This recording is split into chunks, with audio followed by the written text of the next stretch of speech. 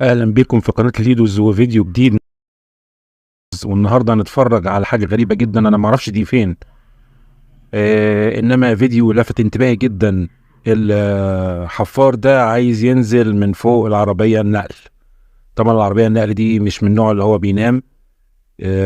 زي ما احنا شايفين الحفار ده اللي بجنزير الراجل بيعمل نظريه توازن في الفيزياء على الطبيعه قدام الناس، بيحرك الجرار، بيحرك الجنزير قدام زي ما احنا شايفين، جايبه على اخر حته في العربيه وساند بالجروف او الحفار على الارض، يرفع الجروف سنه سنه عشان ينزل وش الحفار في الارض. زي ما احنا شايفين كده نزل بالنص الاولاني بسلامه الله على الارض. طبعا في مشكله تانية، طبعا هو كده خلاص مفيش توازن، خلاص التوازن شال الحفار من على الارض لان هو ساند على الجنزير، بيلف بالكابينة كلها الناحية التانية عشان ينزل النص التاني.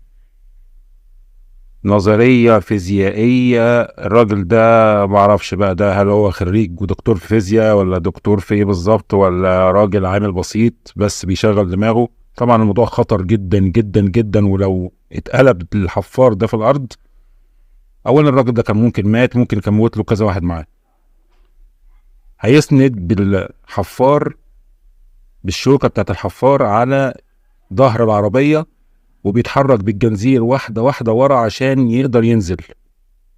بيحرك الجنزير دلوقتي واحدة واحدة عشان ينزل، وهو ساند بالحفار، بالشوكة بتاعت الحفار على العربية النقل.